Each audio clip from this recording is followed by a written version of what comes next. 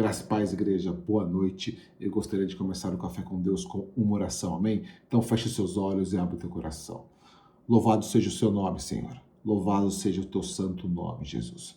Nós te agradecemos, Senhor, por mais um dia. Nós te agradecemos por esse momento onde nós veremos o teu agir, onde nós veremos o teu mover. Pai, nós te pedimos em nome de Jesus, perdoe os nossos pecados e fale conosco nessa noite. Nos mostre o caminho que o Senhor tem para cada um de nós, meu Pai. Tudo que está sendo feito aqui será e é para louvor e glória do nome do nosso Senhor Jesus Cristo. Amém. Amém, queridos? Passando rapidamente a programação da semana, amanhã, toda quinta-feira, começando aqui no YouTube às 20h30, é dia de célula, com uma mensagem do pastor Chore. Sexta-feira, às 20h30, apenas online, ministração profética. Neste sábado, em especial, nós teremos um encontro na Granja Viana, às 18 horas, presencial, onde nós teremos um dia de consagração de novos obreiros, diáconos e pastores. Esteja presente para nós vermos o grande agir do Espírito Santo em nosso meio. Domingo, programação normal, culto às 10 horas da manhã, online e presencial, e também às 18 horas, online e presencial. E na próxima semana, segunda e terça-feira, dia de seminário às 20h30 no YouTube. Amém?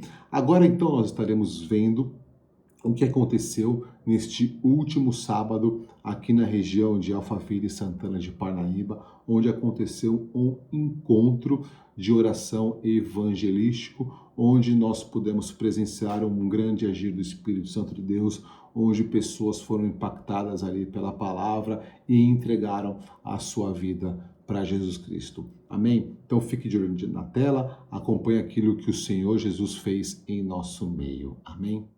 Pai nosso no céu, santo é o teu nome, teu reino, buscamos tua vontade seja feita na terra como é no céu. Deixa o céu descer na terra como é no céu. Deixa o céu descer.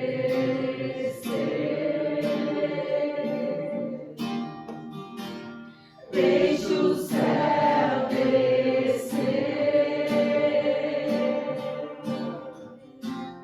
Deixa o céu descer.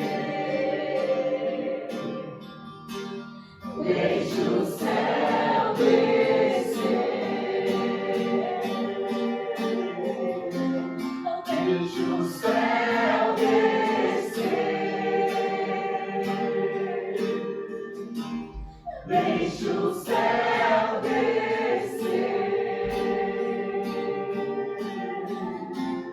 Deixa o céu descer. Deixa o céu descer.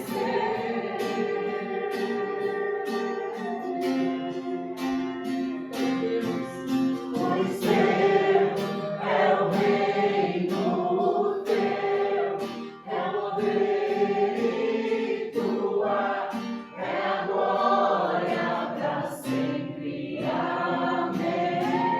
Pois teu é o reino, teu é o poder e tua é a glória para sempre. Amém.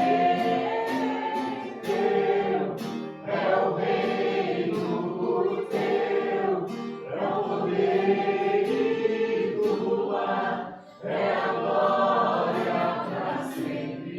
Amém.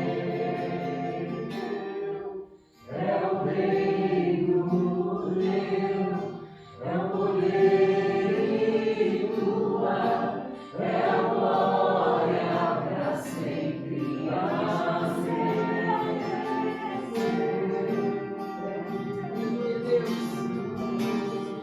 Deixa o céu descer. Deixa o céu descer.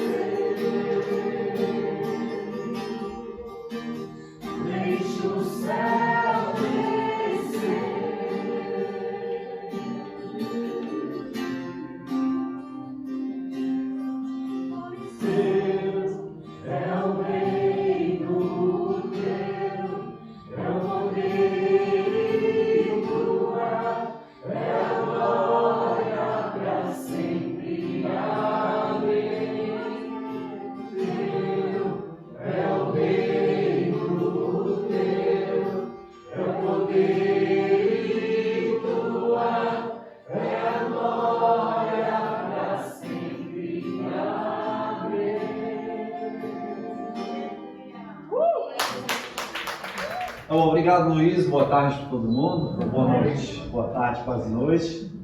É um prazer estar aqui entre vocês. Nós moramos em Boituva, que está aqui pertinho também, né? Mas assim, a gente só se esconde lá de vez em quando. A gente é cidadão do mundo, a gente roda aí nesse Brasil.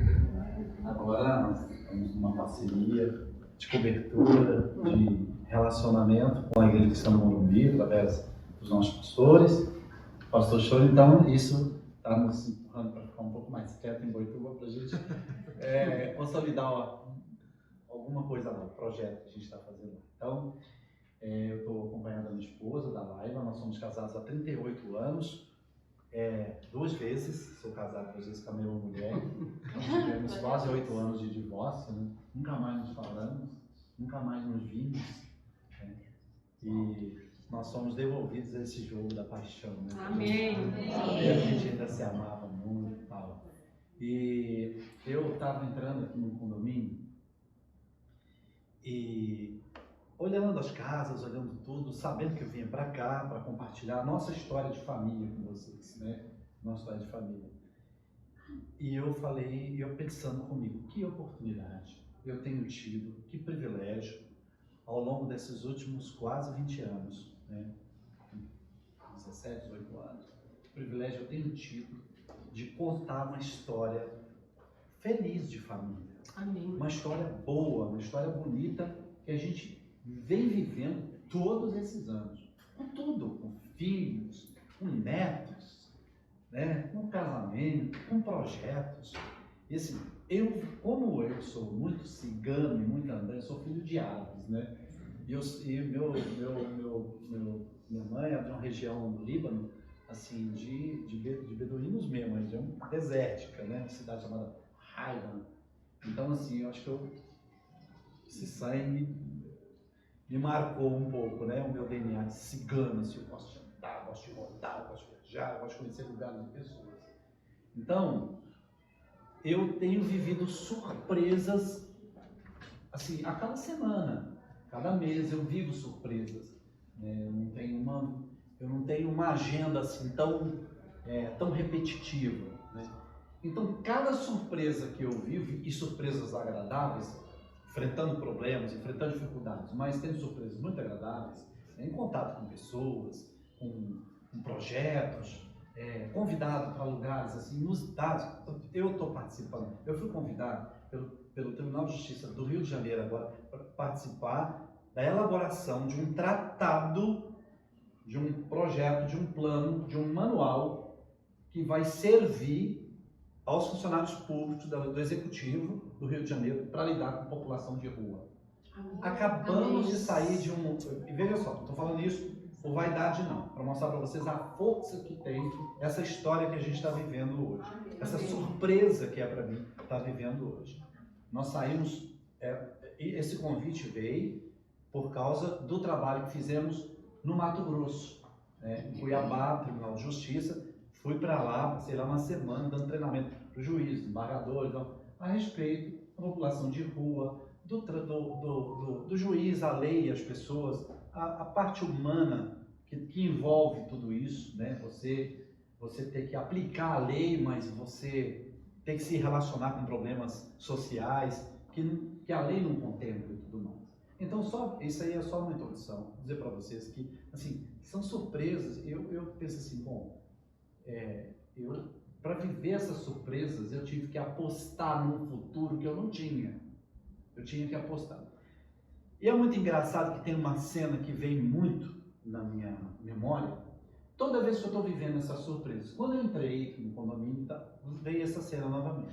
Porque é a única cena que eu me lembro que, assim, que realmente eu estava para tomar uma decisão muito séria, de encerrar a minha história, encerrar a minha vida. De eu ter coragem de colocar um ponto final, que a minha história eu tinha encerrado, ela já tinha acabado. Eu vou contar um pedaço para vocês, aí vocês vão chegar à conclusão, quem não conhece a minha história, e realmente eu não tinha mais para onde ir, não tinha mais o que viver, não dava, continuar existindo, nem compensava mais.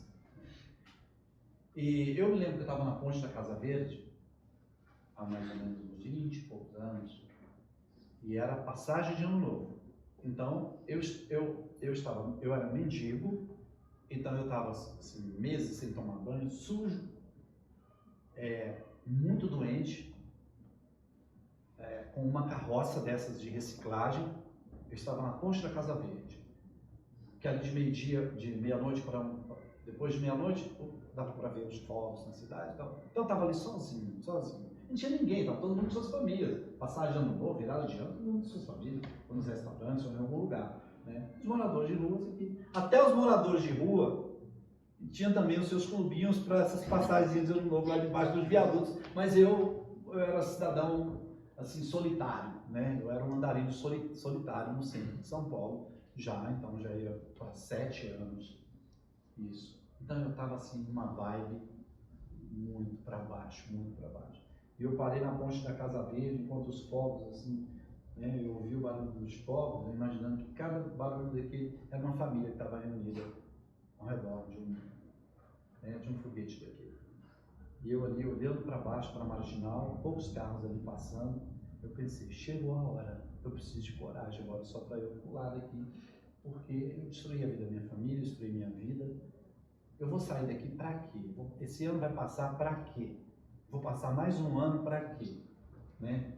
Eu vou respirar mais para quê? Qual é o motivo que eu tenho? Mas nenhum. Eu não sei. E naquele momento que eu estava ali, olhando ali para baixo, 2 motos da Rocam pararam. Eu acho que viram, né, de longe, não sabiam o que estava acontecendo, eles encostaram. E um dos policiais, muito ignorante, muito nervoso, não estava calmo, muito nervoso, muito odioso, percebia nos olhos dele. Ele tirou a arma dele e apontou para mim e falou: pula, seu lixo, pula, porque você não tem por que não pular. Por que você não vai pular? Você não é mais nada, ele começou a falar comigo. Você não é mais nada, cara. Você não é filho, você não é pai, você não é marido. O que você é? Você não é cidadão, você não paga imposto, não faz nada. Você só suja a cidade. Você é a sujeira da cidade. A sua presença é a sujeira. As pessoas se afastam, correm de você. No fundo, eu queria ouvir aquilo, porque eu sabia que aquilo era verdade. Aquilo era fruto de escolhas muito inconsequentes que eu fiz. Né? Aquele foi fruto de oportunidades que eu joguei fora, de ter arrastado a minha família inocentemente para as minhas escolhas, de não ter respeitado a individualidade da minha família, dos meus filhos, de ter entendido, compreendido o meu papel, de ter assumido paternidade, ter assumido um matrimônio, qual era o meu papel de verdade, não ter sido preparado para aquilo, ter brincado com coisa séria, que é a família, que é a história. São coisas sérias. Algumas escolhas trazem danos assim muito pegajosos, muito difíceis de se livrar. São marcas que ficam para o resto da vida. E eu entendia o que ele estava falando, porque eu também pensava assim. Às vezes eu pensava assim, eu me olhava tudo que estava acontecendo ao meu redor. Mas eu não pulei. Bom, por isso eu estou tendo essas oportunidades. Amém. Mas eu não sabia que eu teria essas oportunidades. Então, eu estou introduzindo dessa forma para dizer para vocês que, às vezes, nos piores momentos da nossa vida, a gente precisa apostar num futuro que a gente não enxerga. Amém. A gente precisa apostar que a gente pode ser surpreendido com muitas coisas agradáveis na vida. A gente precisa apostar e acreditar que talvez haja um dia tão bom na nossa vida que ainda nós não tenhamos vivido, que está lá no futuro, que nos espera. A gente não sabe. Pode ser pior o futuro, mas é uma aposta isso. Em algum momento o homem, o ser humano, a mulher, precisa apostar no futuro, que ele não conhece, que ela não conhece. Por pior que esteja a situação. Porque se eu não tivesse feito essa aposta, dizer, não vou dar um firme agora. Eu descobri que os melhores anos, o melhor tempo da minha vida, eu ainda não tinha vivido, imagina. E antes das drogas na minha vida, eu tinha vivido momentos muito bonitos. Os meus pais, a minha infância, a minha adolescência, né? Eu sou de Minas, sou de Belo Horizonte, eu tive uma vida com os meus pais maravilhosa. Conheci o amor da minha vida lá em Brasília, a minha paixão, né? Meus filhos nascendo. Então eu vivi momentos. A minha vida não foi toda droga, né? eu tive o meu período com as drogas que me destruiu e tudo mais. Bom, dito isso, eu quero trazer aqui à memória de vocês uma canção do Vinícius de Moraes. Quem conhece Samba da Benção? Alguém conhece? Vinícius de Moraes? Não? O Vinícius de Moraes tem uma canção chamada Samba da Benção. Não sabia, não? Não. Pois é. E tem uma frase dessa canção, da poesia da canção, que é célebre, assim, que as pessoas dizem muito por aí. A canção diz que a vida é a arte dos encontros, apesar de tantos desencontros. Então a vida é isso. A vida é a arte de encontros e desencontros que a gente tem na vida. A gente se desencontra em decisões, a gente se desencontra em atitudes erradas, a gente se desencontra Bom, a gente se desencontra em muita coisa ruim, né? E a gente tem muitos encontros. E eu acho que é dos desencontros e encontros da vida que a gente vai construindo as possibilidades da nossa vida, para melhor ou para pior. Então, assim, eu estava tentando lembrar de um personagem bíblico, de alguém, de alguma história, porque o que é a Bíblia? A Bíblia é assim, a Bíblia são histórias que Deus permitiu que fossem escritas, só histórias, boas ou ruins. Tem histórias horríveis na Bíblia, tem histórias que as pessoas nem deveriam ler, mas são através dessas histórias que Deus tem, a pedagogia de Deus é essa, é através dessas histórias que envolvem pessoas, que envolvem seres humanos, que envolvem estado social, que envolvem pobreza, que envolve abandono, exclusão, que envolve alegria, que envolve êxtase, que envolve uma série de coisas, né? Encontros, desencontros. Então, Deus usa essa pedagogia para nos ensinar, para nos guiar, para nos mostrar, para se revelar um pouco para a gente. Então, a Bíblia é isso. Essas histórias são contadas e Deus usa essas histórias. É por isso que a Bíblia não pode funcionar sozinha, só como um livro. Senão ela é só pedagógica, ela é só didática, ela é só histórica, né? Ela precisa ser trazida para um ambiente de relacionamento. Quem é da época do Shazam, aquele desenho do Shazam? Será que é só eu e o pastor? Não, né? Lembra que os meninos juntavam os anéis? E aí com os anéis eles estavam em apuros, estavam precisando, quando eles juntavam os anéis, Shazam! Aparecia o gênio todo fortão e ele desenrolava todo o problema para eles, não é isso? Então, Bíblia é isso, Bíblia é a metade de um anel, né? Mas o Espírito de Deus é a metade do outro anel. Então, quando esses dois anéis se juntam, aí ela é mágica. Mágica não no sentido pejorativo, mágica no sentido dos acontecimentos, das coisas, das possibilidades que tem. Então tem a história de Zaqueu, que acabou de ser cantada agora, todo mundo conhece. A história de Zaqueu, eu me identifico demais com a história dele, porque Zaqueu está lá no capítulo 19 de Lucas. Bom, no Evangelho de Lucas, capítulo 19. Eu não vou ler, para a gente ganhar um pouco de tempo para poder contar a história para vocês. Então vamos lá. Zaqueu viveu numa época de muita exploração social, financeira. Então, assim, Zaqueu era um judeu que vivia sob domínio de Roma, então ele era colônia. Então ele era quase que um escravo, Zaqueu. Mas o cara queria dar uma vida melhor para sua família, para os seus filhos, para sua esposa. Então a intenção é boa, começou tudo bem. Ele precisava fazer escolhas para isso. E Zaqueu começou a fazer a leitura do contexto que ele estava vivendo. E ele chegou à seguinte conclusão: não dá para eu comprar um sofá melhor, um carro melhor, para eu construir uma casa, para eu pagar uma escola boa para os meus filhos, para eu dar um pouco de conforto à minha esposa, para eu ascender socialmente em algum momento. Não dá, eu sou como um escravo de Roma, eu pago imposto para Roma, era super explorado, e, enfim, a situação não permitia. Então, ele não vinha de uma família, né, que tinha um status em absoluto. Aí Zaqueu, ele viu uma oportunidade. É por isso que às vezes eu digo o seguinte, que aquelas pessoas que aproveitam todas as oportunidades são pessoas pessoas infiéis. Em algum momento elas serão infiéis. Não são todas as oportunidades que a gente tem que aproveitar. Não é? Parece um paradoxo, mas é verdade isso. As pessoas mais fiéis são aquelas que não aproveitam todas as oportunidades. Então tem oportunidades que são boas até, mas não é para ser aproveitadas. Porque senão a gente vai começar a praticar algumas infidelidades com a nossa moralidade, com o nosso parceiro, oportunidades não são todas para aproveitar. Então vamos lá.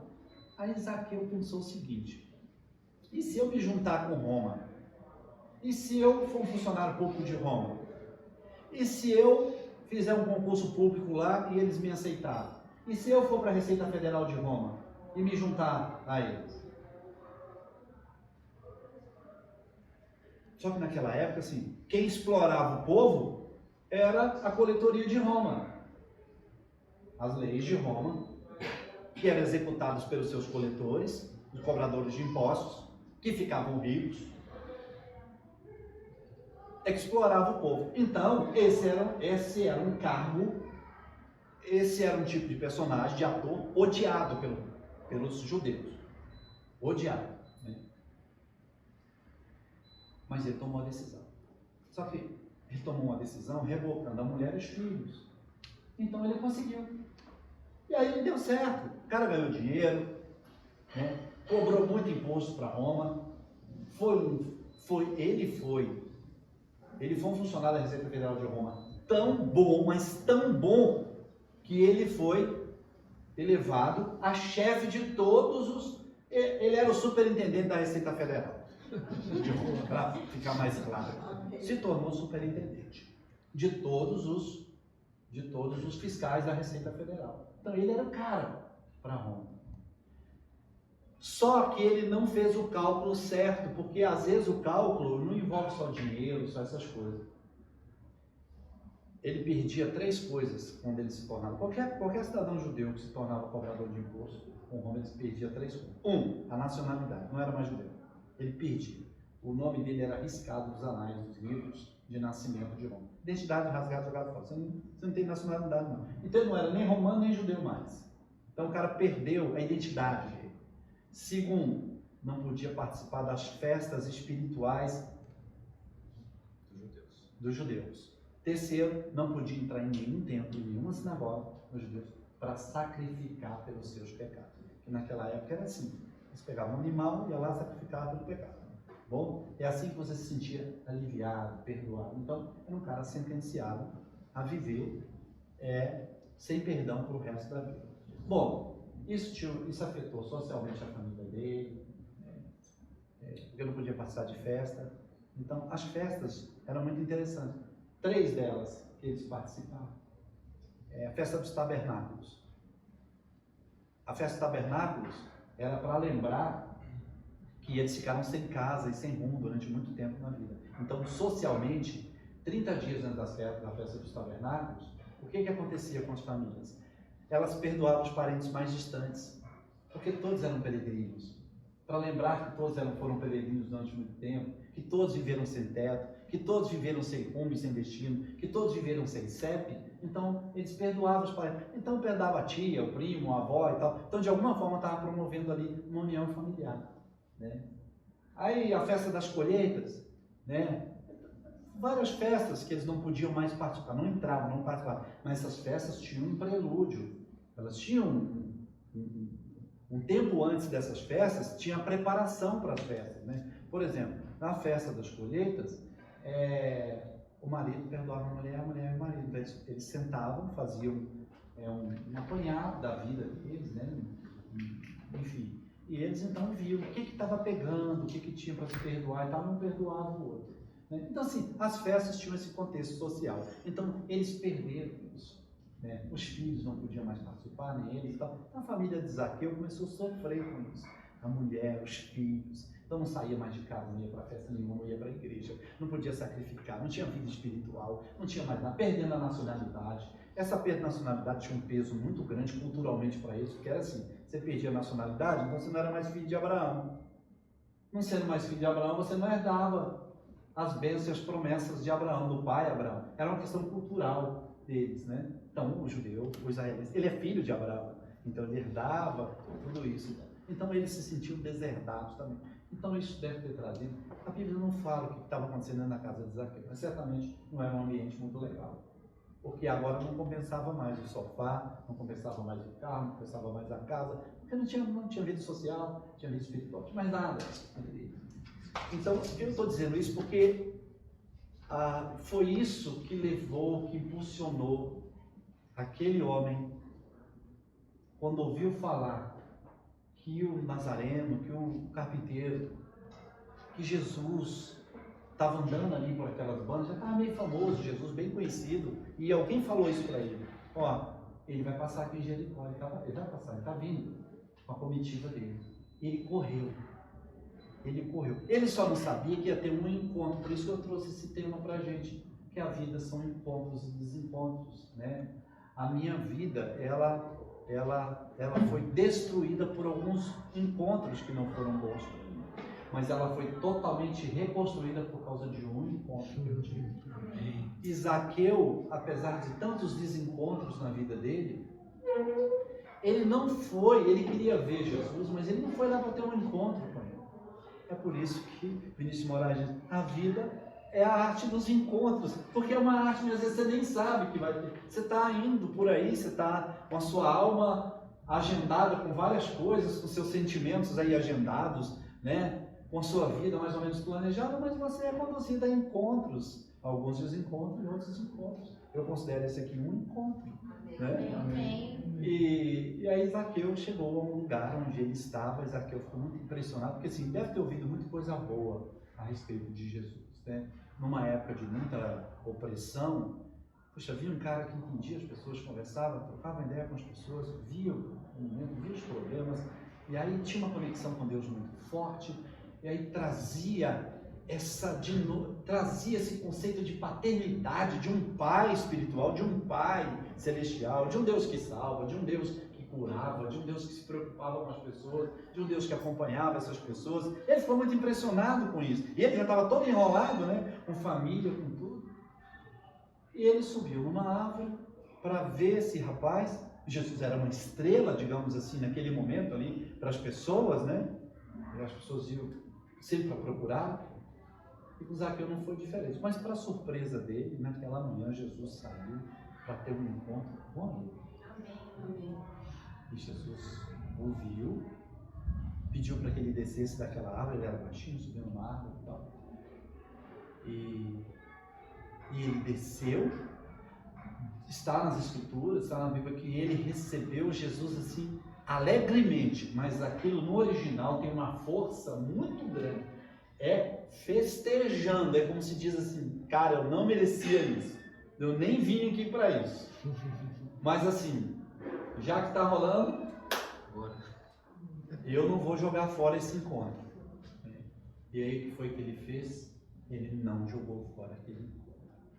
Eu só estou aqui porque eu não joguei fora um encontro que eu tive. Amém. Minha família, tudo que eu vivo hoje, eu não joguei fora esse encontro.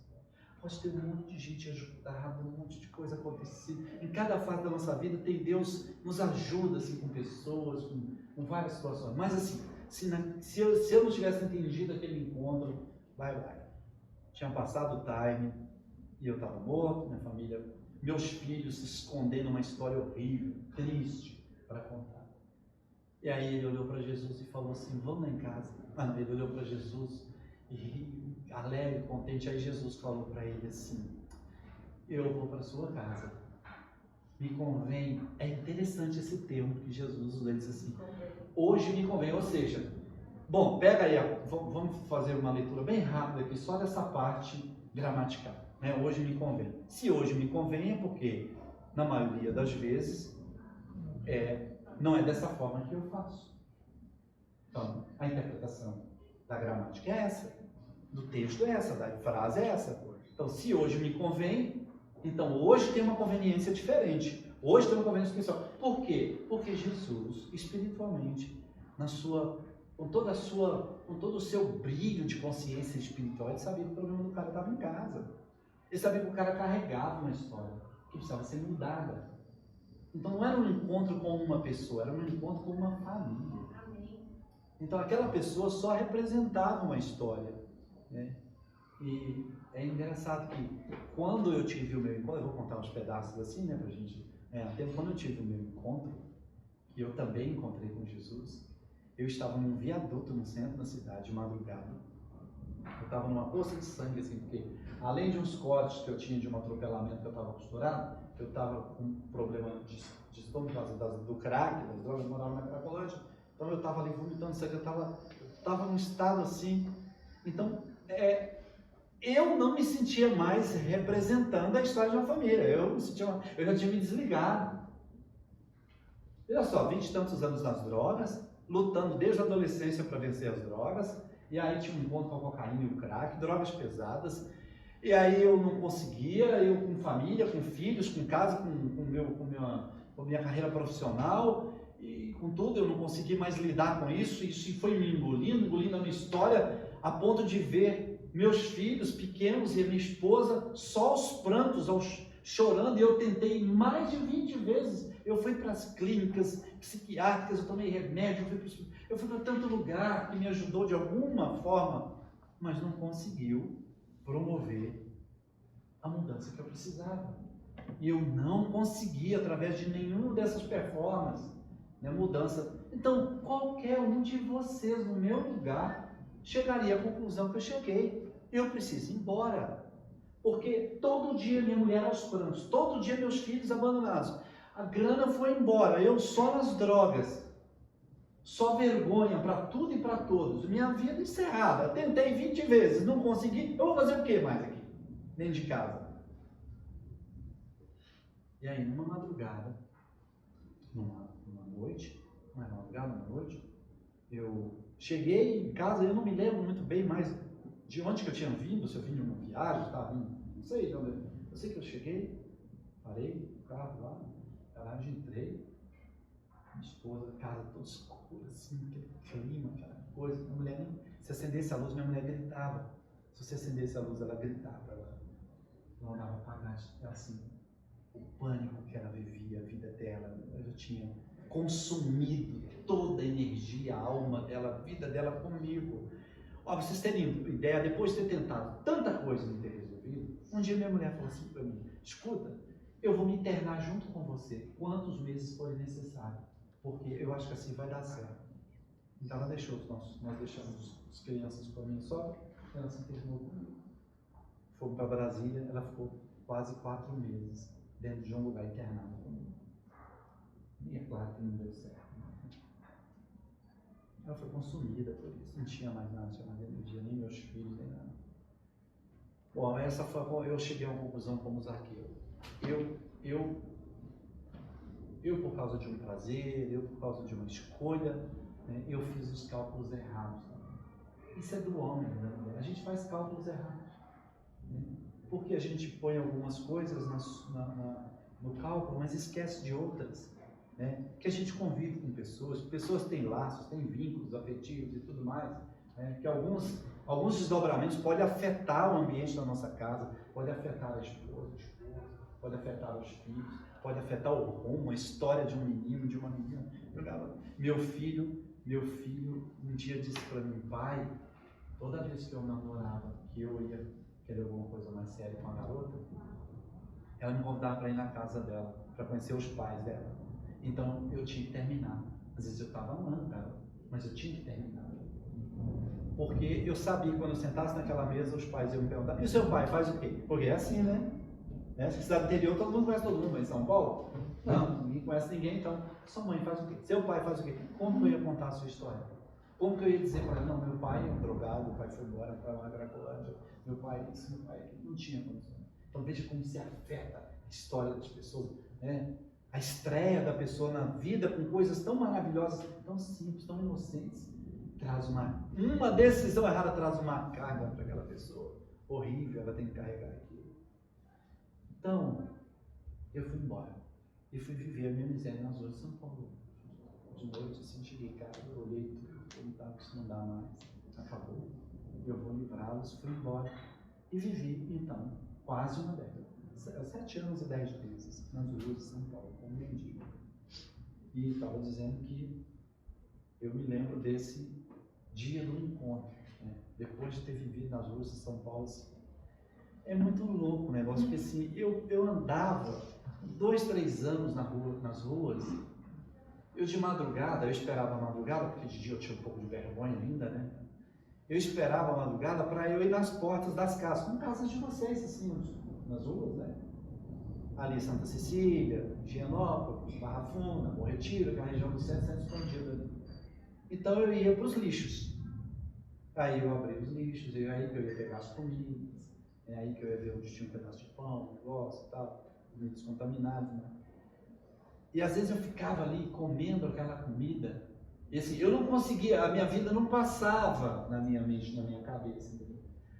Mas eu entendia naquele momento que assim, que eu não tinha mais para onde ir. Eu não tinha mais para onde ir. E para mim era muito pior, porque eu conseguia ter, como eu vivi uma vida diferente, como eu fui um filho que teve vínculos e tal, ali eu conseguia ter uma consciência do que estava acontecendo, do que eu tinha vivido, do que eu estava vivendo ali e tal. Então não tinha mais para onde ir. Então essa mendigância nas ruas de São Paulo, essa convivência com tanta maldade nas madrugadas. Eu via coisas na madrugada de São Paulo assim, que eu não acreditava.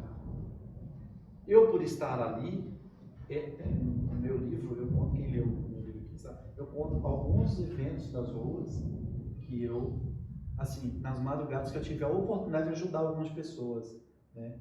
Eu me lembro de uma senhora, uma jovem senhora que vinha para uma feira logo pela manhã, em algum lugar no centro de São Paulo, uma feira de exposição, essas feiras de exposição nas praças artesanais, então ela vinha com um carro velho, assim, carro todo carregado na ponte da Casa Verde. Eu estava dormindo no posto abandonado, quando o carro dela deu pano. Ela sozinha dentro desse carro, de madrugada. Ali é corredor de passagem para quem vem comprar droga na favela do Gato. Não sei quem conhece São Paulo ali, o Parque do Gato. Favela do Gato, onde tem Singapura, assim, no Parque do Gato. Que é posto do Bom Retiro ali e tal. Então ali era corredor de passagem. Então certamente os meninos que vinham dos roubos, que estavam praticando roubo nas madrugadas, vinham comprar droga ali, iam passar ali. E o carro parado ali naquele momento. E ela ficou em pânico. E eu me aproximei, ela em pânico, aquela coisa toda. Ela pensando que eu ia roubar, tá? Eu batendo no vidro, porque eu entendia isso. Quando eu vi, eu batendo no vidro, eu dizia para ela, se eu quisesse te roubar, eu tinha te roubado, eu tinha quebrado seu vidro, eu quero te ajudar a sair daqui, porque você vai ser roubado aqui e tal. Até que com muito custo ela conseguiu abrir uma frestinha, e eu falando com ela, não precisa abrir não, vou chamar os meninos para ajudar. Você tem uns 10 reais aqui, tem que dar aos meninos, porque eu sou um bebê, eles querem beber, comprar alguma coisa. Você joga pelo coisa aí, mas nós vamos empurrar seu carro para você sair daqui. E ela foi embora sem dar os 10 reais, o menino queria me matar. Porque ela ficou com medo, ela pensou que era uma armadilha. Quando o carro pegou, ela foi embora, os meninos olharam para mim, e aí, cabeludo, deixa o cabelo grandão, né? E aí, cabeludo, cadê o dinheiro? Agora você vai arrumar o dinheiro, vai dar o dinheiro pra gente. Você falou que ela ia dar 10 reais, ela foi embora. Ah, tá bom, então eu resolvi, você desenrolei. E outro foi um garoto que tinha saído de um show no parque ali, no AMB, né? Um show que teve lá, foi até mais tarde, às 3 horas da manhã, perdeu o último ônibus, eu acho que tinha, e ele vinha pela Brasleme ali, começando a Brasleme, quem conhece ali, no canteiro da Brasleme, sozinho, um garoto de 16 anos, para 17 anos, né? E aí os meninos que estavam morando ali num negócio desativado da Sabesp vieram e abordaram. Eu vi de longe, eu sabia que os meninos iam esfaquear, o cara deu dinheiro, alguma coisa e tal. Entubei, eu corri e cheguei próximo e eu comecei a chamar o menino pelo nome, né? Eu nem lembro o nome mais que eu chamei ele. E aí, rapaz, e tal, e tudo. Os meninos ficaram olhando para mim, que eles me conheciam. E aí, cabeludo, o que é? Então eu falei, não, rapaz. E eu piscando para ele. Eu falei, é a filha da dona fulana aqui, do Santana aqui, eu faço lá, dá comida pra gente lá, a gente boa, a mãe dele e tal, e eu piscando pro menino, eu falei, esse miserável não vai entender o que eu tô falando, eles vão me pegar aqui e tal. Você conhece o menino? Conheço o menino, rapaz, o que você tá fazendo aqui? Perdi o boi, sua mãe tá bem, tá bem, seu pai dele tá bem, fala, rapaz, não faz nada não, vai ficar mal, eu não conheço a mãe do rapaz, tá? Muito custo lá, liberaram o menino, eu fui com o menino até quando eu digo agora, vaza daqui, vai embora, porque senão você vai morrer aqui essa hora, então, para no lugar que tiver aí, perto do posto aí, fica aí até amanhã. Então, assim, coisas interessantes na rua. E eu estava vivendo esse momento lá, que foi meu momento de Zaqueu, eu estava de um encontro, né? Eu já tinha tido tantos desencontros. Então, quando Zaqueu encontrou com Jesus, Jesus falou assim, eu vou na sua casa, ele foi na casa de Zaqueu. Então ele foi para desenrolar mesmo a situação. Tem encontros que desenrolam a sua vida. Amém. Tem encontros que é para resolver. Tem encontros que é para complicar, né? Tem algumas pessoas que a gente conta na vida que é só para complicar. Mas tem encontros que é para resolver. E esse que Zaqueu teve foi para resolver. Jesus resolveu. Resolveu. Ele ficou tão impressionado com o interesse de Jesus pela causa dele, de Jesus olhar para ele e dizer: eu vou lá na sua casa, porque eu ainda te reconheço como representante de uma história de família. Eu ainda te vejo como uma pessoa ligada a pessoas, e que a felicidade dessas pessoas depende da sua mudança. Então comigo foi a mesma coisa. Quando uma mulher passou de madrugada no viaduto, vindo de uma igreja, ela estava com uma Bíblia, devia morar na favela do Moinho ali, porque para passar ali uma hora daquela, né, tinha que estar protegida ali por aquele arcabouço do tráfico. E ela parou e começou a conversar comigo, aquela mulher, e me falar de Jesus. E ela começou a dizer para mim que ainda tinha jeito, ainda dava para apostar nesse futuro. Quem sabe de viver um dia melhor do que aquele que eu estava vivendo. E naquele momento, quando ela foi embora, ao meu encontro com Jesus ali, através das palavras daquela mulher, e da pouca fé ali que vinha brotando para eu dizer, será? Me fez sentir dessa mesma forma, assim, de que, será que eu ainda representava uma família? Será que eu ainda podia fazer escolhas que ia afetar? Será que eu ainda tinha esse vínculo? Será que não era possível ter essa reconexão? E aí eu pedi a Deus uma chance. Lendo a história de Zaqueu, eu sei que no mundo sobrenatural, né? No mundo sobrenatural, o papo que estava rolando era esse. Entre Deus, Jesus, os anjos, sei lá. Essa era a conversa que estava acontecendo. Hoje eu tenho certeza. Ou seja, tem que ir na casa dele. Tem que mudar a vida dele. Tem que ir na... É uma família. A gente precisa mudar essa história. Porque mudar a minha história e a história da minha família não ser afetada ia ser quase uma injustiça. Eu pedi a ele uma chance, uma oportunidade. Depois de tantos anos, nunca me acharam. Eles me procuraram 2, 3 anos. Olha, tem cenas assim hilárias. Laila me conta que uma amiga dela, eles ficaram sabendo que tinha um indigente que morreu em Belo Horizonte. Como eu sou de Belo Horizonte, pensava que eu tinha voltado para Belo Horizonte. Algum tempo já sumido, né? Que morreu e estava lá na gaveta do IML, esperando para ser enterrado como indigente ou ser mandado o corpo numa faculdade dessa de medicina aí para ser enterrado. E aí, essa mulher foi para lá para ver se o corpo estava lá, era meu. Então, eu ficava abrindo a gaveta, ela vendo e ela mandando a foto para ver se era eu ou se não era. Veja que situação. Né? A Laila ainda vivendo esse... Mas isso também se descolou, se desbotou completamente, porque os anos passaram e aí acabou. Morreu. Não tem como mais.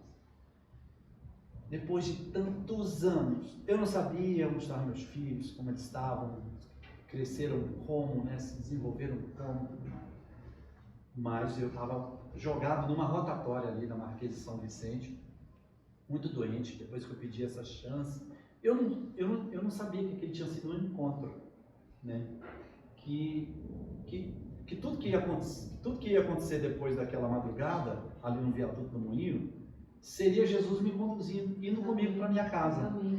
Né? Seria eu entrando em casa com ele. E uma coisa assim muito interessante de Zaqueu é que eu imagino, ele estava tão feliz, porque assim, quanto tempo aquele cara não levava uma boa notícia para casa? Quanto tempo ele não levava? Era só uma notícia. Não vai para a festa, não entra na igreja, não faz nada, não sai, não tem vida social, não tem mais nada. Tudo bem, hoje a gente tem um monte de coisa, mas isso não nos conecta com mais nada na vida. Porque dentro daquela cultura acabou, eles não conseguiam mais, não tinha shopping para ir, não tinha como desfrutar daquilo ali. E às vezes eu vejo pessoas com tantas possibilidades sem conseguir desfrutar, porque sua alma está tão presa, sua vida está tão presa, seus sentimentos estão tão presos. E aí, imagina aquele cara batendo na porta de casa, abre, amor, o que é? Sou eu, Zaqueu. que a mulher vai pensar? Está trazendo o quê, né? E o cara entra em casa com Jesus. O cara entra em casa com Jesus. Dizendo, olha aí. Eu trouxe. Vem comigo. Meu convidado. Então assim, é uma coisa, a gente olha assim, parece uma história de criança. Mas eu vivi essa história sem ver, porque Jesus não está mais aqui em carne, eu vivi sem ver, mas ele vive. Amém. Mas ele é um espírito. Né? Mas ele continua fazendo essas coisas de uma outra forma, mas continua fazendo as mesmas coisas. Com essa missão de amar, de resolver, de desenrolar a vida da gente, de querer o melhor, de fazer o melhor, de dar a força que a gente precisa, né? De promover os encontros que vão resolver a vida da gente. Isso é tão interessante. E aí lá, esse foi um encontro que resolveu a vida daquilo. E eu me levantei naquela manhã daquele viaduto, quase morto, mal, sem família, sem mais nada na minha vida, caminhando para a rotatória da Marquês de São Vicente para me jogar naquela grama lá, é ali que eu ficava, né? Não aguentava nem puxar carroça mais, reciclar mais, estava muito doente, sabendo que minha morte estava próxima, jogado ali, eu estava caminhando para o encontro. Jesus estava me conduzindo para a casa de novo. De repente, uma pessoa passou, me viu, de dentro do carro parado num semáforo lá da Marquês, da rotatória, aquela rotatória que vai para o Bourbon ali, para o shopping Bourbon. Ali é... Não é Lapa, ali é...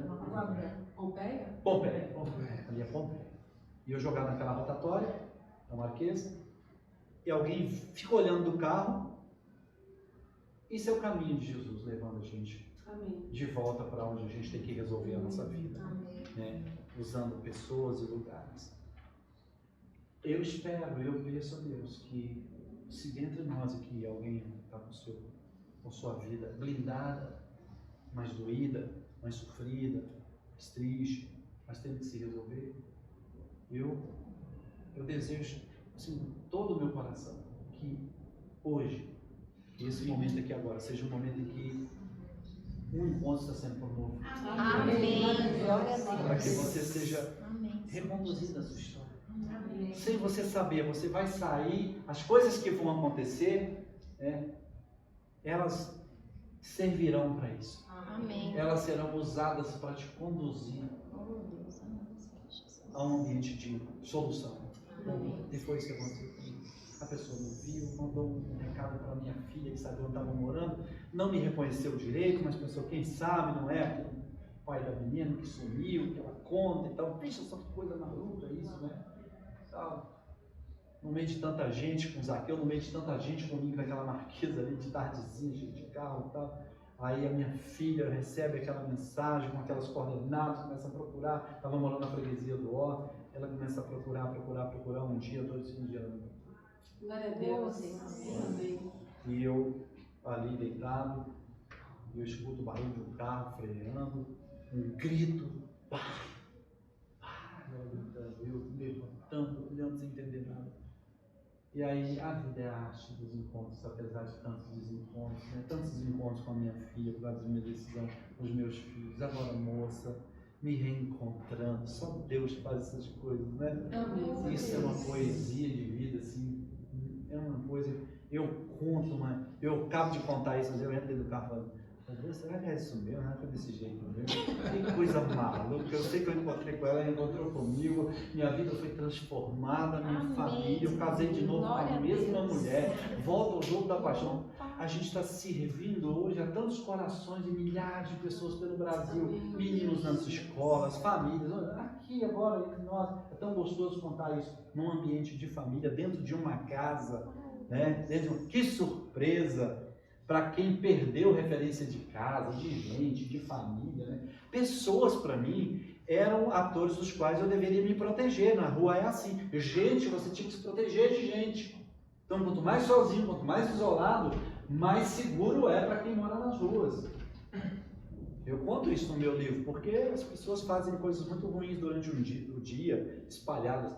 Se juntar com essas pessoas à noite é complicado, né? Quem vem cobrar essas pessoas? Né? Quem sofreu danos por essas pessoas? Mexeram com a mulher, com a filha de quem? Roubaram quem? Praticaram mal contra quem? São pessoas que não têm casa, porta com chave, nem teto para se proteger, e você vai se juntar com as pessoas, você vai morrer junto. É por isso que acontecem as chacinas, às vezes, de gente até inocente que estava ali junto. Então, assim, minha filha parou o carro dela, me viu, me identificou, veio correndo, e aí me deu aquele abraço, assim, era uma estátua, eu não estava entendendo absolutamente nada. Eu só entendia que, assim, que algo muito especial, muito diferente estava acontecendo naquele dia. Eu não tinha força para pensar as coisas de uma forma mais complexa. Assim, de fazer plano, de imaginar, isso aqui, vai acontecer isso e tal. Não tinha mais essa conexão, não tinha nada. Assim, eu era levado pelos eventos. Eu só era conduzido pelos eventos. Então, aquele primeiro evento do meu encontro com Jesus ali, em que eu pedi para Ele, e depois o encontro com a minha filha, foi a conexão do divino com o humano, né? E uma mensagem para o meu coração: olha, vai dar certo. Amém. Vai. E foi assim. E foi assim que os encontros, os reencontros recomeçaram. Né? Reencontrei minha filha, reencontrei lá, reencontrei meus filhos, os outros já são 3, né? A Sula de 32 hoje, a de 35 do meio e 38, meu filho, 37, né? Nós temos 38 de casado. E a partir daquele momento, aquele encontro foi para resolver mesmo minha vida. Amém. Jesus, assim, como eu poderia falar para vocês assim, qual foi a configuração que Jesus teve na minha vida? Força. Força. Não foi música, não foi texto, não foi um culto, não. Força. Até hoje, Jesus é configurado no meu espírito como força. Força. Por quê? Porque eu sou fraco. Porque a gente só vence com força. Você só consegue se tiver força. Você só vai se tiver força. E a gente cansa. E certas escolhas cansam a gente, né? E Jesus tem sido isso. Amém. O amigo, o salvador, o libertador, a pessoa que me traz força. Que dia após dia dizer, vai, pode ir. Agora você vai com a minha força. Mas eu não consegui, foram 20 interações. Mas agora você vai com a minha força, diferente. Amém. Mas eu estou separado, ninguém quer me ver. Mas agora você vai com a minha força. Mas a minha sogra não quer me ver. Como que eu vou chegar para a minha sogra e vou dizer assim, que era minha ex-sogra, dizer assim, ó, tem notícia boa para você, eu vou casar de novo com a sua filha. Ela ficou 5 minutos me olhando assim com o olho desse tamanho. Aí ela nem olhava para lá, ela olhava para mim e dizia assim, a Laila que sabe, você que sabe. Né? Que bom. Que bom, né, que eu casei com você de novo. Glória a Deus. Acho que você está roubando meu tempo.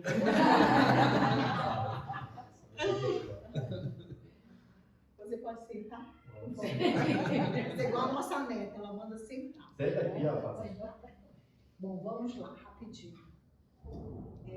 A gente falou assim, a Laila que sabe, né? Eu gostei desse sabe, porque a palavra do Senhor diz assim, eu é que sei. Amém. Pensamento firme a respeito de vós. Eu sou muito literária.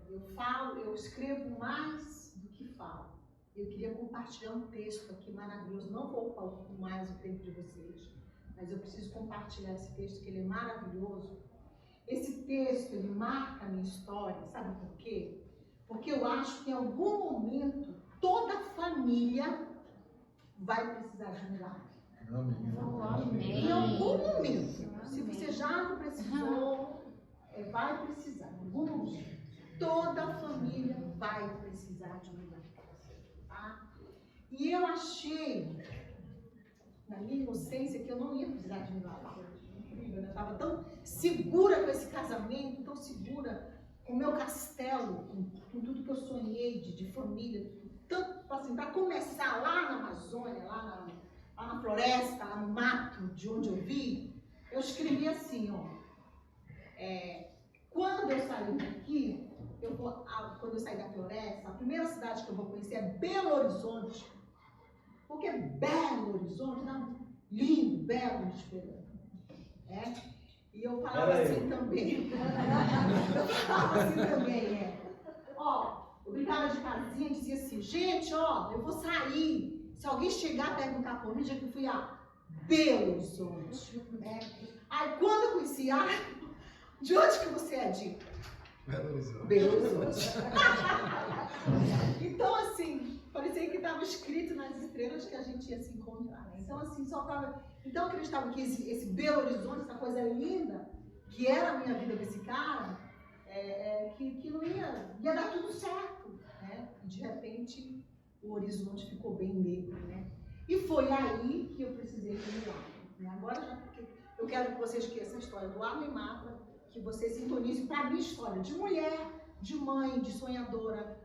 Eu acho que assim, nós mulheres, né, que os homens ouçam isso, mas assim, eu acho que para nós mulheres, a casa, o lar, os filhos, de todos os títulos, de todas as conquistas que a gente tem como mulher, acho que essa coisa assim de família é a coisa mais importante para a gente. Né? É a maior conquista para nós. E eu precisava dessa conquista, eu lutei muito por isso. E eu escrevi isso aqui, ó, à espera de um milagre. Porque eu esperei o meu milagre, né? Eu digitava as últimas linhas do meu livro, se não fosse o crack, teria outra vez. Minha intenção em escrever minha história era dar volume, através das palavras, ao meu grito de dor e mostrar para quem lesse a necessidade de fazer alguma coisa. O crack se tornou a epidemia que mata os sonhos da família. Mulheres como eu e filhos como os nossos vivem esse luto. O crack é crime de sequestro quando ele rompe violentamente a companhia e o amor das pessoas. O crack é crime de cárcere privado quando ele aprisiona o usuário na contínua obsessão de usar. Quando ele coloca a família nos quartos do sofrimento. Nesse romance, eu mostrei o vazio que Arlen deixou em nossas vidas ao sumir. Eu queria por tudo nesse mundo poder tê-lo encontrado. Queria de verdade um final feliz, mas não foi possível. A obra durou um ano para ser concluída, o prazo limite para enviar os manuscritos à editora chegava. Tive que editá-lo, porque eu queria dar um final feliz para aquele livro, mas eu não conseguia. Arlen continuava desaparecido. Foi angustiante para mim escrever o final da história sem encontrar o meu grande amor. O crack conseguiu levar para longe de mim o homem que eu amava, o pai dos meus filhos. Mas não conseguiu apagar de dentro do meu coração toda a paixão que sentia por ele. Todas as noites, mesmo distante, eu podia sentir sua presença em minha vida. E foi assim que escrevi as últimas palavras do meu livro. Todas as noites, nos meus sonhos, eu vejo você, sinto você. É dessa maneira que eu sei que você continua, mesmo com toda a distância, espaço entre nós, você veio para mostrar que vai continuar. Após concluir a obra, recebi um e-mail. Ao abrir a triste mensagem, o juiz havia concedido o divórcio. Arlen foi procurado em todo o Brasil por 2 anos e não foi encontrado. O divórcio me dava o direito de me casar novamente e esquecê-lo. Coincidência ou não, a certidão de divórcio chegou exatamente no dia em que eu li, em que escrevi o último capítulo do livro. Fim de história, fim de casamento, fim de tudo. Chorei muito naquela noite. No quarto do hotel, eu me negava a aceitar aquela situação. Abraçado ao travesseiro, gritava para mim mesmo que não queria aquele divórcio. Assinei o papel no cartório, agora era oficial. No meu coração, porém, seu nome continuava registrado para sempre. No estado de dor e reflexão, ouvi a voz de Deus que dizia: filha, você assinou o divórcio. A história do seu livro está terminando com um final infeliz. Eu, porém, sou autor da sua história e ainda não escrevi o último capítulo. Eu é que sei que pensamentos tenho a respeito de você, pensamento de paz e não de mal, para te dar um futuro que você deseja. Amém.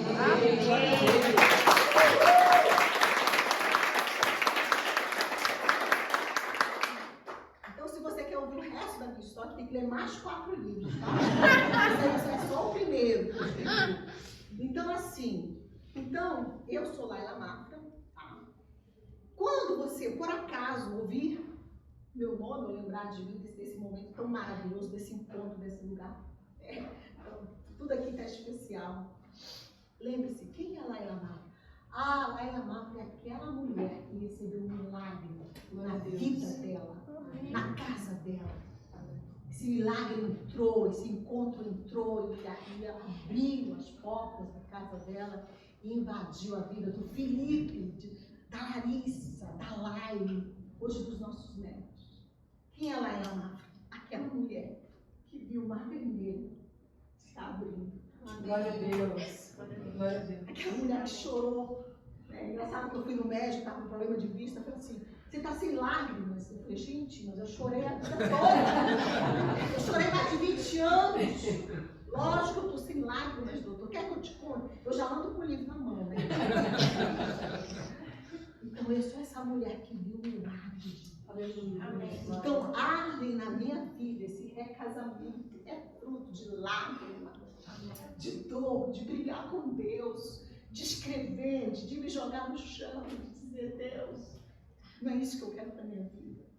Eu não quero esse divórcio, eu não quero esse fim, esse cara toca, esse cara cozinha, esse cara é o melhor pai do mundo. Você sabe quem é Arlen? Eu dizia, não posso perder, Arlen é lixo, Arlen é uma preciosidade.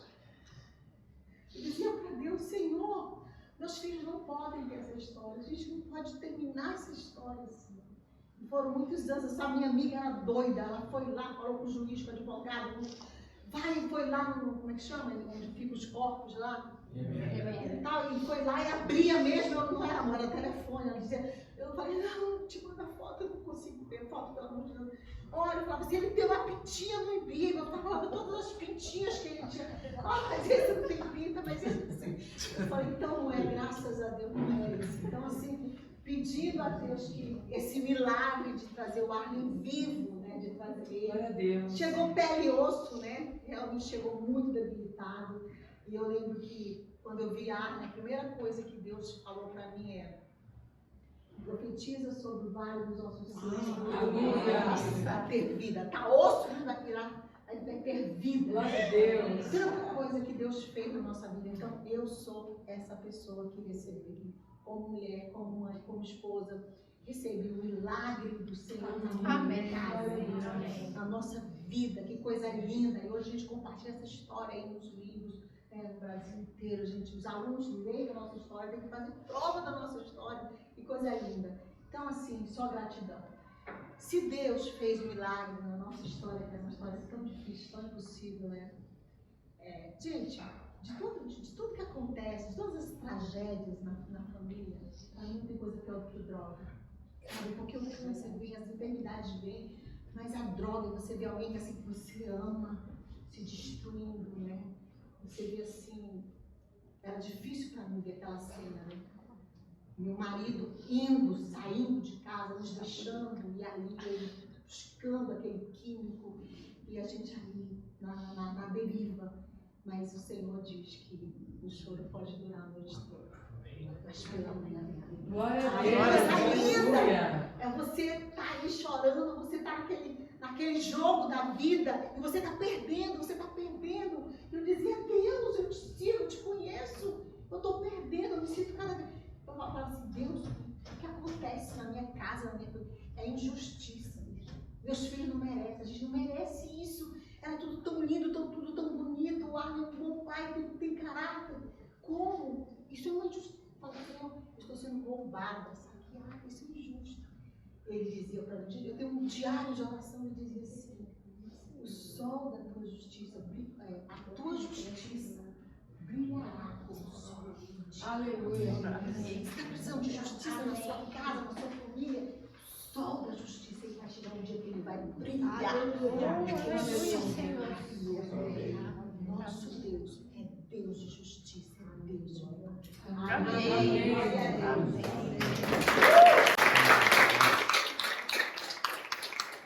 Se a gente tivesse, eu queria convidar os em pé, e se a gente tivesse essa condição, né, essa coisa mágica, assim, de sei lá, de passar o que aconteceu conosco para vocês, né, e aí vocês contextualizarem na vida de vocês, no que vocês estão vivendo, no caminho de vocês, no formato de vida de vocês, na família de vocês, a gente faria. Mas não é dessa forma que as coisas acontecem nesse mundo, né?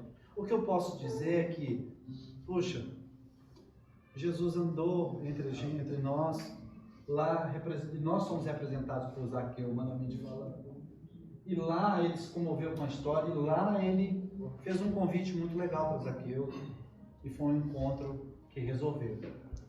E aí, tantos anos depois, 2000 anos, mais de 2000 anos, ele faz a mesma coisa comigo ali e com a minha família.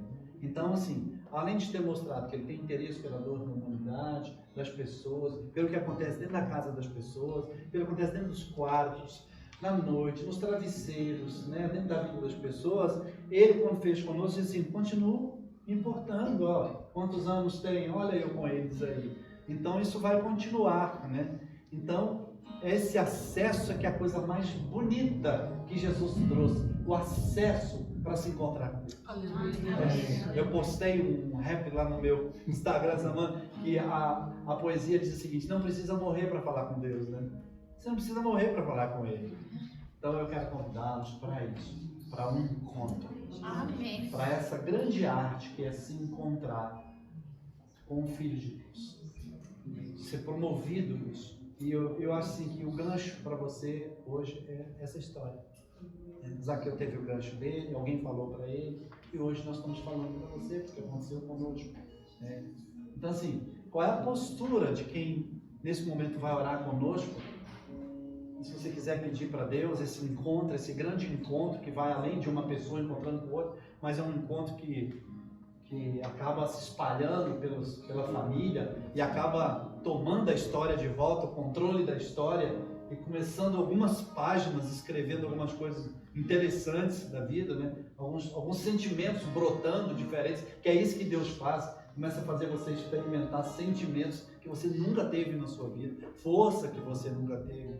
Então, assim, esse encontro dessa noite, ele é uma aposta. Depende de você apostar ou não. Porque a vida é um jogo. A gente aposta todo dia. A gente aposta num relacionamento, aposta numa sociedade, aposta nisso, aposta numa pessoa, aposta num filho, aposta aqui, aposta lá, aposta num político, aposta e vota em alguém. Você vai apostando. Apostando que eu estou falando dessa forma, né? Você vai apostando na vida, aposta no emprego, aposta numa carreira, você vai apostando. Porque você não sabe o que vai acontecer. Então a aposta hoje é diferente. Glória a Deus. Você vai apostar no futuro. Aleluia. Você vai apostar que Deus vai te levar a viver dias que você nunca viveu. Amém. Glória a Que Deus vai te levar a viver semanas, meses e anos que você ainda não viveu na sua vida. Ou seja, de melhores você ainda não viveu. Aleluia, Deus. Então a gente quer orar. Eu queria convidar o pastor para ficar aqui conosco. Luiz, por favor, com sua esposa. E assim,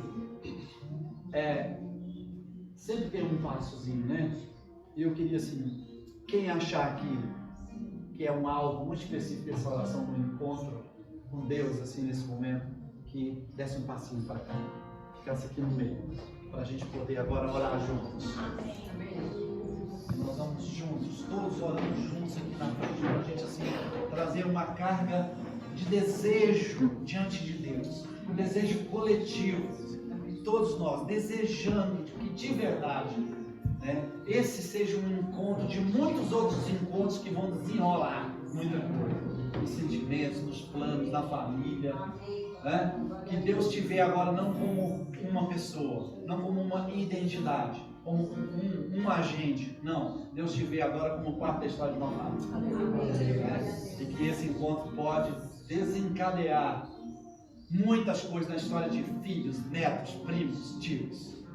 Vamos fechar os olhos, vamos cantar, vamos orar. Vocês fiquem à vontade, vocês estão aqui na frente para falar com Deus, para pedir para Deus a mesma coisa, falar para Jesus, me convida para ir lá na minha casa, né? Me pede para te levar na minha casa, me pede para te levar para as pessoas, me pede para te levar no meu trabalho, me pede para te levar lá na minha consulta, me pede para te levar no meu diagnóstico. Como o Senhor pediu para Zaqueu te levar na casa dele, lá o Senhor resolveu, faz isso comigo também. Vamos orar. Deus, obrigado, papai. Obrigado porque nós temos um Pai espiritual. Nós temos um ser tão poderoso e tão grande que criou todo o universo, mas que tem tempo para nós, que se preocupa conosco, que escreveu para a gente através da Bíblia, escreveu histórias para a gente, conta coisas tão bonitas e boas através de tanta gente, tantas histórias. Conta, fala sobre amor, sobre perdão, sobre reconciliação, sobre cura, sobre vida nova, vida diferente. Deus, muito obrigado. Nós não te vemos, nós não te tocamos, não te pegamos. Ó Deus, nós não temos a certeza científica de muita coisa, mas nós temos dentro de nós um lugar onde nós não nos sentimos bem sozinhos. Nós precisamos nos acompanhar de alguém. Não adianta trazer para esse lugar o marido, a esposa, o filho, a profissão, as coisas, os bens. Não adianta. É uma sala com 2 cadeiras. Uma nossa, a gente sabe, a gente está sentado nela, mas a outra é tua. A outra é dessa companhia divina, desse pedaço que falta. Então, em nome de Jesus, Deus, Pai poderoso, senta conosco nessa sala, nós te convidamos. Nós nos entregamos a esse mundo, nesse lugar agora, muito além dessa casa, muito além da geografia, muito além do GPS dentro dessa casa, mas é um encontro por dentro, é a alma pedindo esse encontro. Nos leva agora para a nossa casa de verdade, para onde nós precisamos ir para resolver nossa vida. Ó Deus, não importa qual seja os problemas, não importa as dificuldades, assim como o Senhor foi andando com Zaqueu para resolver os B.O.s, os problemas dele, os problemas de casa, nos leva juntos, nos ajude com tua força, com teu poder, com a tua presença em nós, nos ajude a resolver os nossos problemas que precisamos. Nos ajude a encontrar a ponta da história de novo, a gente começar a ler uma história diferente na vida da nossa família, de pessoas que estão nos vendo tão de perto, sofrendo, pessoas que estão nos vendo se distanciar, se afastando, famílias se desagregando. Nos ajude nesse momento, que nós sejamos o início dessa história, que nós sejamos o catalisador, a catalisadora dessa história, depois desse encontro, meu Deus. Em nome de Jesus, nós te louvamos. Eu te agradeço, muito obrigado pela oportunidade que eu tenho, tantas oportunidades depois desse encontro, tão precioso, que todo dia eu quero me encontrar e reencontrar, todo dia eu quero viver esse encontro de novo, porque é um encontro que resolve por dentro e resolve por fora também. Obrigado, meus filhos, por minha esposa, pelo lar, meu casamento, minha família. Obrigado pela minha liberdade. Deus, agora eu me junto, cada um, cada voz, cada pedido, cada desejo do coração, sem conhecer o alvo, o objetivo das suas orações, sem conhecer as pessoas pelas quais elas estão sentindo. Agora eu peço em nome de Jesus, atendas, além de ouvi-las, que possas ajudá-las, que, Senhor, onde for preciso, libertação que haja, salvação, graça, mudança, poder para libertar, liberdade espiritual que haja também, em nome de Jesus. Muito obrigado, Deus, por essa noite.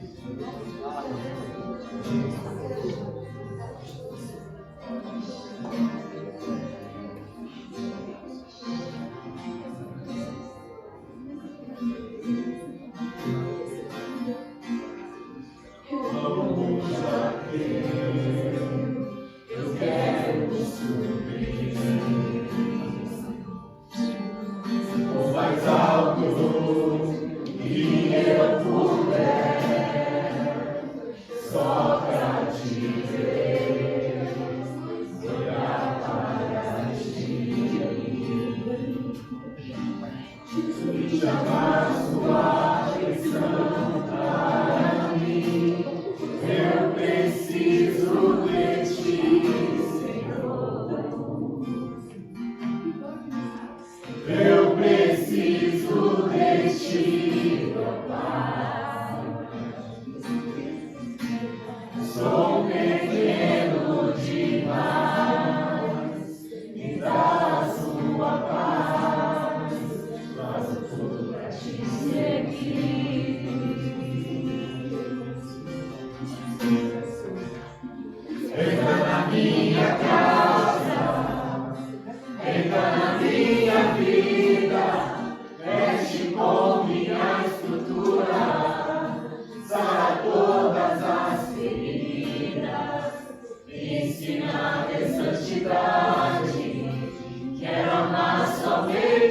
ti, porque o Senhor é meu bem maior.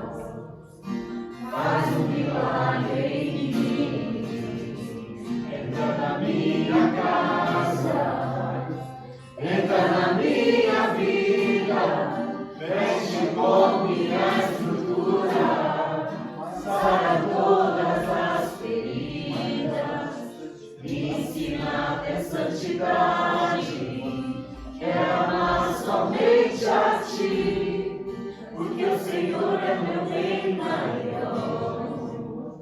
Faz um milagre em mim. Amém? Uma salva de palmas.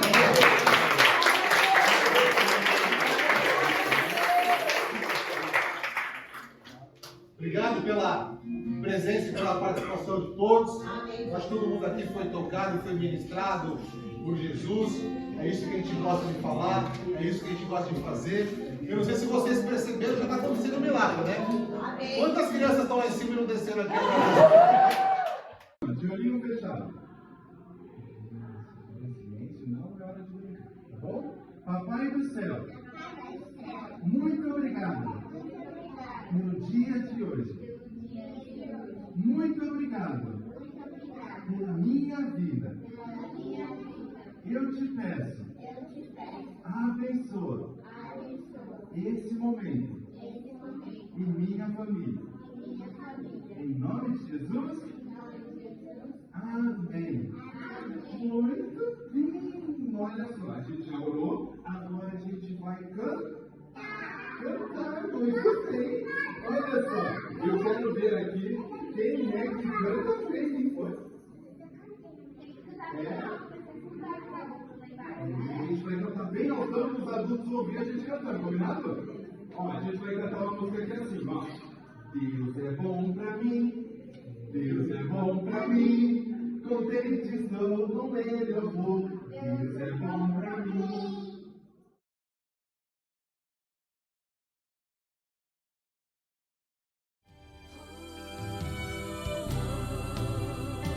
Quem está disposto a ser um vaso novo, erga sua voz. Vamos adorar a Ele nesta noite.